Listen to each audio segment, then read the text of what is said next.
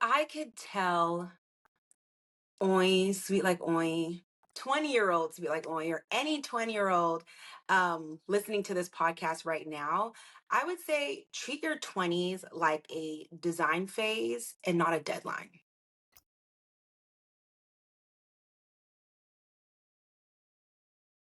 Today, we discuss the art of becoming, and we are absolutely thrilled to welcome a woman whose journey embodies so much of what we explore here, the incredible Oyin, sweet like honey, Edogi. I'm so excited to be here. We are so excited to have you. She is a first generation Nigerian American creator who built a name for herself in the beauty space while learning to define success on her own terms. She's known for her joy, her softness, and magnetic presence. She opens up about navigating life in your late 20s and 30s and building confidence through self care and what it really means to create a life that feels as good as it looks. So, we are so excited to have you, and we want to thank you so much for joining us today. Thank you. That intro was so powerful. I'm like, who is she? I want to meet her. Look, that's you, girl. That's your CV. Thank you. No problem. So, at Charlie's Toolbox, we believe that true thriving comes from a strong connection to who you are, your core, and your journey offers such a rich tapestry of that evolution. And so, we are going to dive into like these themes of like navigating your life, of building confidence. And we want to kind of touch on some of our foundational concepts at Charlie's Toolbox, like self culture and centering yourself. And so I want to start with your inner landscape and your evolution. Looking back at your 20s, how would you describe the inner landscape you were developing then? What were some of your dominant beliefs, your aspirations, or even internal conflicts that defined your sense of self in that decade? I want you to kind of like take us back to that time. What was going on with you? Yeah, first of all, that's an amazing question. In my 20s, I think I was really choosing survival over self-chasing stability and not Hmm. really alignment. Um, as you stated, I am a Nigerian first daughter. Oh. So just kind of picture that already. Hmm. I was raised to be responsible, successful, and really make my family proud. Um, and I had the degree, I had the job, I had the structure, but I don't think I was necessarily fulfilled. Um, I went to school for industrial engineering, which is a big, big degree at that. And it was just something that my parents really, really wanted me to do. And I was like, you know what? I want to make them happy. I want to make them proud. And deep down, I wanted to actually do communication, broadcasting or broadcast Hmm. journalism. Hmm. But I went my parents' route. I did that. I put my head down, finished school, even though it was really, really tough for me, made it through. And, as soon as I got out and I had, my job and everything, like I said, I just wasn't fulfilled. Like I wasn't Hmm. um happy. And it wasn't until content creation found me. And I always say that I feel like content creation just kind of fell into my lap. It was something that was very it was authentic. Everything just aligned, Right, and it right. wasn't until it found me that I realized that there wasn't any other way to live like the life that I wanted to live. Like this felt so much like me. I like that. Thank And you. that So your path is very insightful.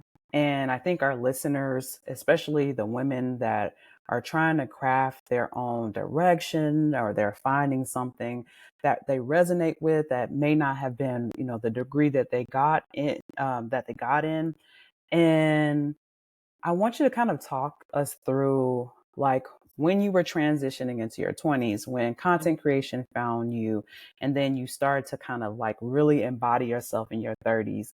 What was the undeniable shift or moment that truly signaled this is a change. Like, this is what I need. This is what I'm desiring. Yeah, I would say the biggest shift for me was losing my job at the time. That was a huge pivoting factor That'll in, do it. That'll do yeah, listen. it. They said, baby, get up on out of here. Get up on out of here. Wrap it up. Right. But yeah, I was so engulfed in just trying to do what I thought was right. I went Hmm. to work every day. I didn't even really know what PTO truly was. Coming from the family background that I did, I always saw my parents working. Okay, Hmm. my parents worked every single day. Yes, we went on family vacations, but I knew that when my parents are working, they're working. And I kind of Hmm. just carried that same mindset into my adulthood. So yeah, I didn't take any PTO, didn't know what it was until one day my manager sat me down in her office and she was like, "You have 80 hours of PTO, and if you don't take it, it's not going to roll over to the next year." And she was like, "So you have like 3 weeks off of work, figure out what you're going to do." And I remember that 3 weeks so vividly, and I had no idea what to do with myself. And I was like, Look. I don't have hobbies. Like, I don't have anything that I'm like truly passionate about outside of work. And that was a little scary to me. And Yeah. then I realized that, okay, I need to start tapping into things that I love. And I remember I have a cousin, and I saw she's a really big travel content creator. And she was, sharing her journey, and I reached out to her and I just asked her, like, "Hey, like, what is this?" Like, at the time, it wasn't even content creation, it was blogging. It was like Hmm. Hmm. WordPress blogging, writing articles every week. And I just asked her about her journey, and she gave me some really, really solid tips. And I'm a Sagittarius, so we move quick. We don't waste no time. So I literally went on YouTube, figured out how to create a blog, how to really post my on my Instagram, and that was the shift. I really Right. started to create from a place of fullness and joy and self trust, and my 30s became more about peace over performance and Hmm. alliance over applause. So. Yeah. And I feel you on that. And honestly, um, first of all, number one, if I was your coworker, I would have took that PTO from you. That's number I'm sure one. you would I know have. how to use 3 weeks. And the second thing is, it's so interesting, like how much when you can like carve out time for yourself and actually like be in solitude, it's so crazy how many answers you get when you are alone with yourself and your That thoughts. part. Like you are always like, I'm always like, oh, I don't know what to do. I don't know what's going on. And like the minute I have like pure solitude with no distractions, not Hmm. on my phone, the answer always shows up. And Yeah. so it's kind of cool to see that in your journey as well. As like, you got this time now, okay? You're complaining. Here comes the universe. Let me tell you what you need to do, and Hmm. here's the next step. Yeah. So, It just everything came together. Everything aligned. and I love that. So when you are thinking about yourself in your 20s Mhm. and um, you are trying to talk to someone who's like currently in their 20s, they're going through similar things. They're feeling the pull of the next decade, and they know there's a lot of unknowns. They know there's a lot of possibilities, but they're just like kind of anxious, kind of afraid, kind of they just don't know what's going on. What is some wisdom or advice that you can offer about finding that answer or aligning yourself or listening to your gut and making sure that you're taking steps to align with that?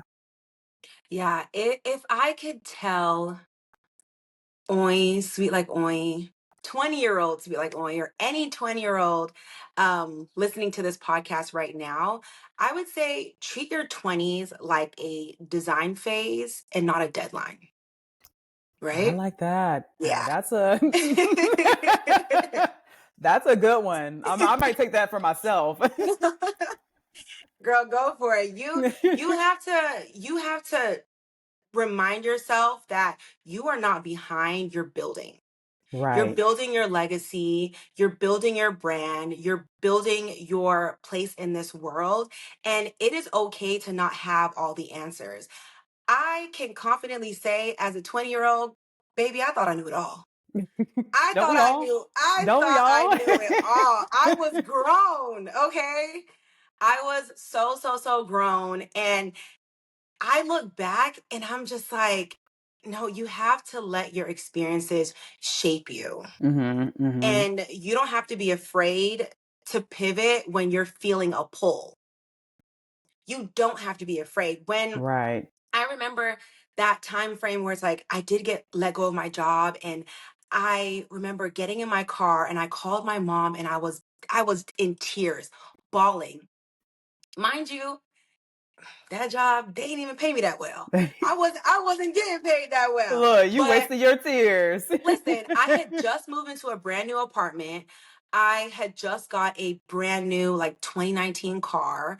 All of these things were like looking up for me, and now I feel Right. like my life is just crashing down. And I remember my mom telling me that like you don't need this job. They needed you. Right. Take a moment to cry your cry, like be emotional about it, write down how you're feeling, and then on Monday you pick the pieces back up and you go for it. And that's literally what I did. And I know that if I wasn't confident in myself, or if someone didn't believe in me Mhm. in that moment, I don't know if I'd be where I am today. I'd probably still be working that job, crying every day, complaining about how I don't want to be here, Mhm. and it's just it's just a testament to my journey. It's a testament to my faith, Mhm. um that I've been able to come so far. So my overall advice is just continue building, continue trusting the journey. And like I said, let your experiences shape you overall. Right. And that is beautiful advice. And also shout out to your mom.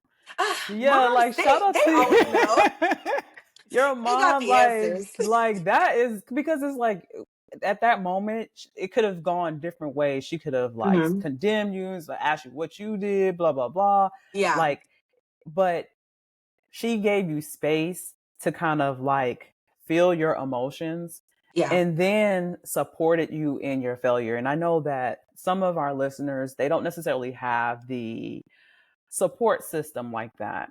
Hmm. And because they don't have the support system, they see failure as this huge burden, this huge thing that they cannot overcome. Yeah, And to that, I want to say, if you don't have that support system, you sometimes have to be that support system for yourself. You have to love yourself through it, get your friends that to part. love yourself through it. And if you do have parents like you,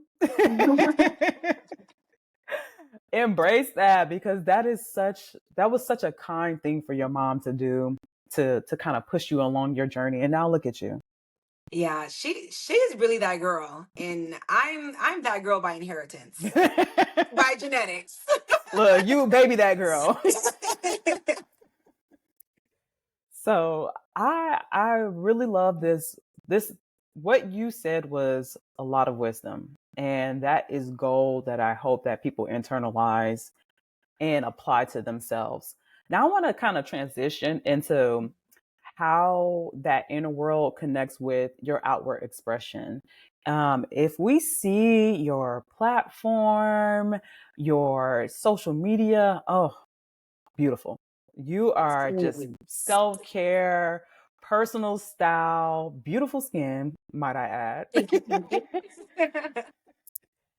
And it seems like when I'm like observing it, because I really want to get an idea of like, who you were as far as your brand. When I'm looking at it, it's not just personal trends, it's Mhm. really personally you. It's how you define yourself, how you see yourself, and I can see it shining through. So, can you kind of define what that is? what that self-care is, or that the look, the feel, like what is that that's shining through that we all feel and your audience is connected to?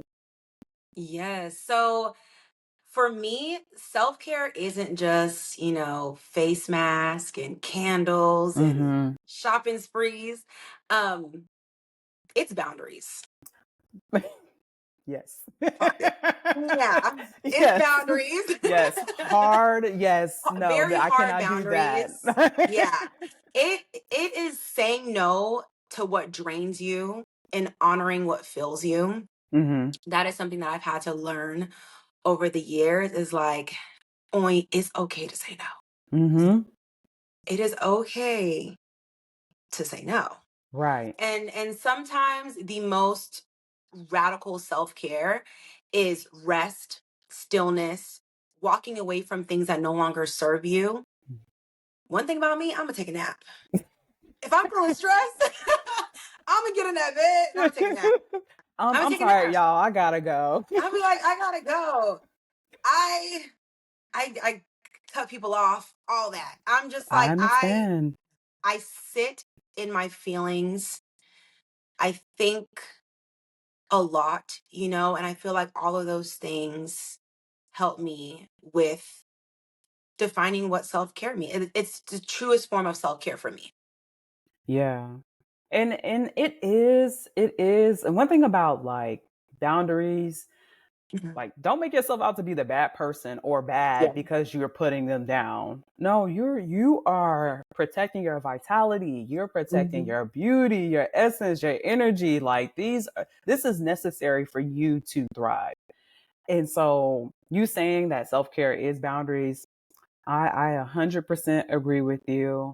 And I kind of want to talk about that a little bit. Yeah. Like when you are defining like your boundaries and you are like what is driving that? Like what is something that you can kind of give to the listeners that you can define about your internal beliefs or your self perception and how that influences your outward expression or how it influences how you interact with people. Can you kind of talk us through like what is the internal belief or the self perception that is directly influencing how you operate in the outside world? Ooh, my internal belief is really just being an overall kind, sweet person. It's in my name. Mm. It's literally down to my DNA. Like my name means honey. It means I'm sweet, You was born for So it. so I want to spread that and continue to be a sweet person, but without shrinking myself, Hmm. So yeah, like I said, I'm nice. I can offer advice and I can help my family out with certain things, help my friends with certain things, but the moment that it becomes like toxic, or it's just not something that is serving me in this phase of my life, like Hmm. that's where the boundaries kick in, Look. Mm. and that's where you kind of have to draw the line. I'm an extremely, extremely, extremely helpful person, but my mental health always comes first. It's so funny because my mom, like, that's one of the first things she asks when we get on the phone. She'll say, "How's your mental health?" And she's been doing it for a long time. She'll call me, How's your mental health?" And I'm very honest with my feelings and the things that I'm Mhm. going through. So yeah, I will always put kindness first, but the moment that it disrupts my peace, we gotta reel it back in. We gotta reevaluate. Yeah. Immediately. Immediately, immediately. So our listeners, they are committed to radical building, like Hmm. They want to build themselves, their inner world, and they also want to build their outer world. So that means how they look, how Hmm. they present, how they feel. And sometimes style can feel like a challenge Yeah. and even a source of insecurity. And so, for a woman who struggles with style insecurity or feels that her current aesthetic doesn't genuinely reflect who she is becoming, because like you give us a really good example of that.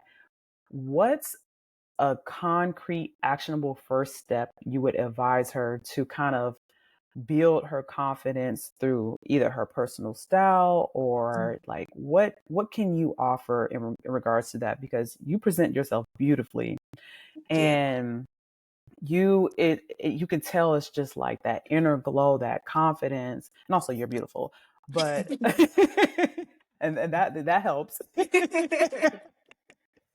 But beyond that, like how did you define your style and what you wanted to look like, and then what can you offer to someone who's trying to find their style, trying to find how they want to present themselves to the world? Like how what can you offer in regards to that?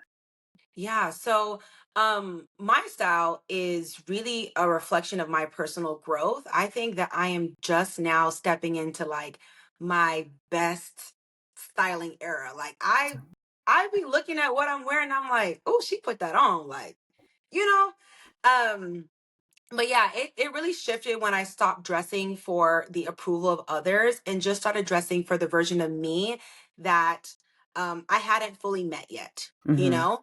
And each look was each look was like a declaration of where I'm headed. Now, I am Nigerian American. I love, love, love Nigerian fashion. So I draw a lot of my inspiration from my heritage, from my Mhm. background. I shop a lot of local designers. You can see I wear them in my content and my get ready with me's. So my style advice for someone who's feeling a little bit unsure of themselves is start with one outfit that makes you feel powerful. Mm. That makes you feel so powerful, even if no one is gonna see it. Like you look at yourself and you're like, I'm a bad bitch, Right. you know? And let that feeling be your guide. Like your wardrobe should evolve with you, not confine you. Mhm. So I really do deep dives on my closet like very often. And I kind of like look at my pieces and I'm like, okay, I've been wearing a lot of like maxi dresses. You know, I love the way this maxi dress looks on me. Maybe I Mhm. need to buy more maxi dresses, you know? Or if I'm in a phase like right now, I love me a good capris. It's giving 2000 realness, you know? Yes, I'm So glad I'm they're like, coming back. I'm so I excited for love it. I love to see like the trends coming back. So now I'm Right. like, I want to buy more capri pieces and I want to kind of push the envelope and see how can I elevate a basic pair of capris Mhm. and make them look super dope. And it doesn't have to only be the clothes, it can be in the accessories. I'm a Mhm. bag girl. So one thing about me, I'm a You find a have a cute bag. bag, a cute little bag to go with it. I love bangles. Mhm. I'm kind of like not in a big earring phase. So I like a little small pearl in my ear. But start with Mhm. one thing and just kind of let that guide you and flow with Yeah. And also this is my personal opinion about it. your even though you didn't ask, I'm gonna give it. I like the colors that you pick.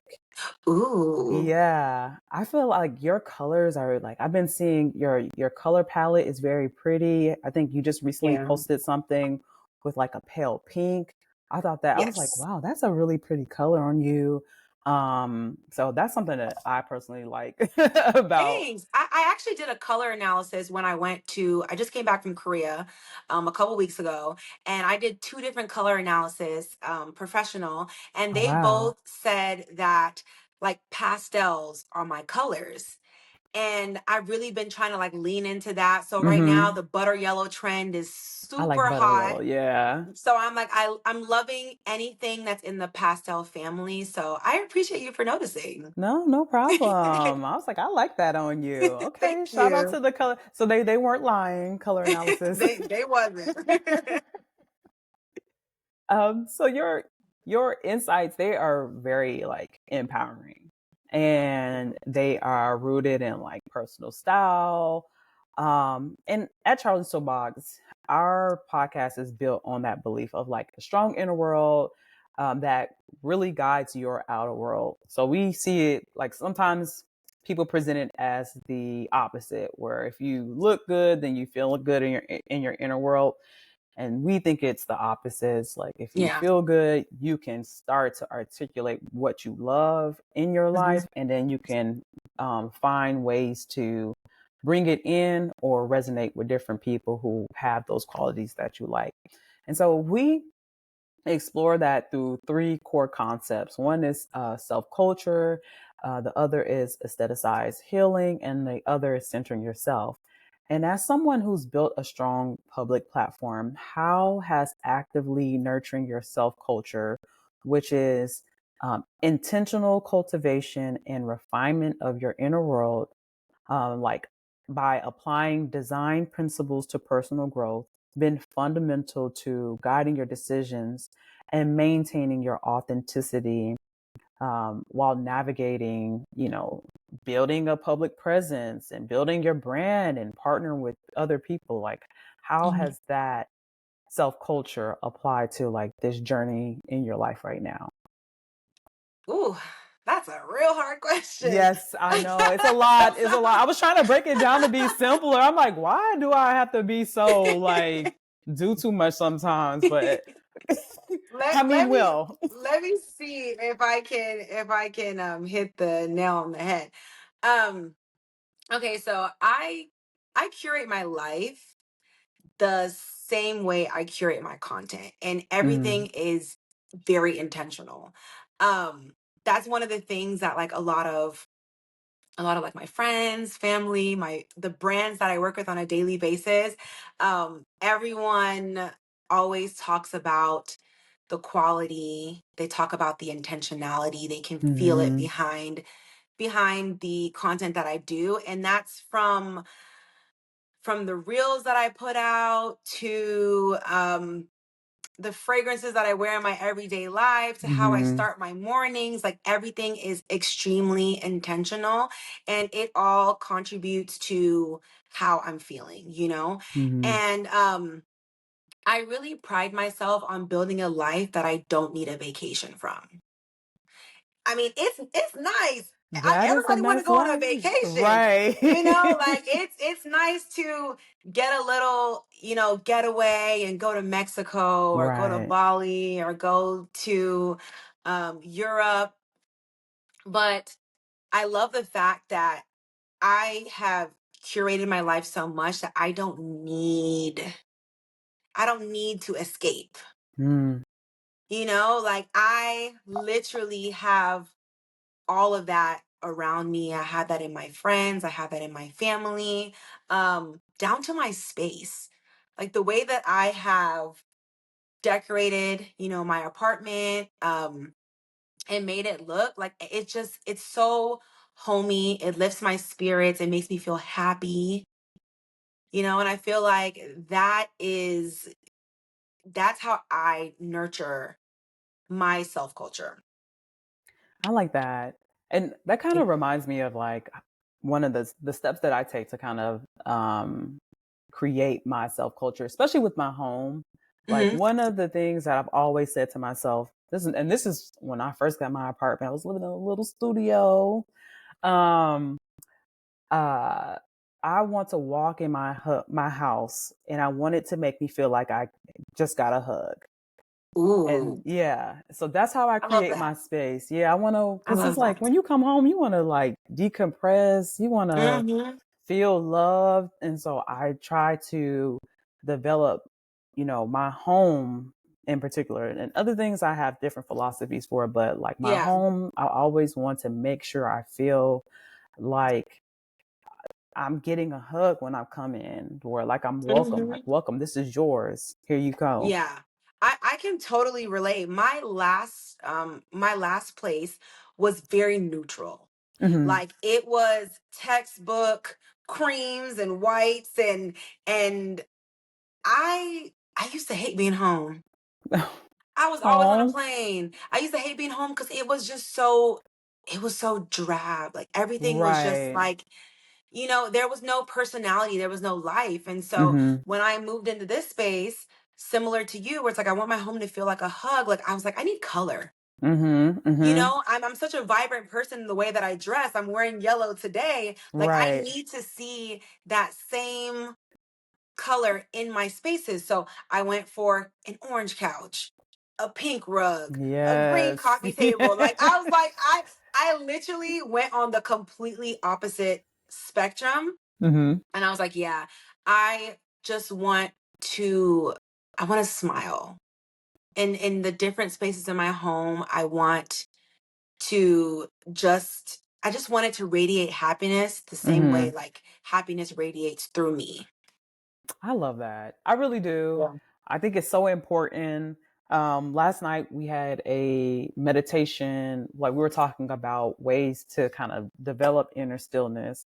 Hmm. And one of the tactics that I suggested was like creating a corner that is like that reminds you of peace or reminds you of happiness or right reminds you of joy. Like even if your house Hmm. is full of chaos, there's a place that you can carve out for yourself Yeah. that can kind of, when you look at it, it instills some type of inner peace. So kind of seeing how your mood and how you want to feel kind of change your environment for your next place. It Hmm. just reminded me of that workshop that we were talking about. Like, yeah, you got to design a space that's for you, that's going to elicit the type of emotions that you want, that's going Hmm. to bring the type of peace that you need. So I like that you brought that to the forefront. So this conversation has been incredibly rich and insightful, and your journey truly exemplifies how women can navigate life's monumental shifts with unparalleled strength, authenticity, and grace, truly guiding their lives from within. And so I want to thank you so much for sharing your wisdom with our audience today. And if there's something that you want to uplift, your platform, if there's an event that you're hosting, if there's something that you want to kind of highlight, please feel free to bring that to the forefront. And I know our listeners would love to kind of engage with your work. Yeah. So at the moment, I don't think I have anything that's like super special coming up. Hmm. But I appreciate you for having me on this platform, for giving me this stage to speak. I People don't see this side of me a lot, Oh. and it's been something that I've really been challenging myself to, step out of my comfort zone and really share a bit more of who I am. And I feel like there's only so much you can share in a 60-second Hmm. reel and Hmm. on a 15-second Instagram story. So Right. I am extremely grateful for this opportunity. I always remind myself that I'm Oyin first and sweet like Oyin second. And I say that to say that, like, I'm just a regular, degular, schmegular girl, And if anyone that is watching this, to all of my sweeties, if you guys ever want to, send me a DM and have a little chit chat, I might even send a voice note because sometimes I get tired of typing. But yeah, Yes. my my page is my DMs are open. I am pretty much an open book. And yeah, I am just super grateful for this opportunity. And thank you so much for having me. Thank you so much for being here. It was a true pleasure to speak with you. I know that Same. our audience is going to resonate with all of the things you have to say. And so I am so glad that you joined us, and we'll see you all next time. Thank you.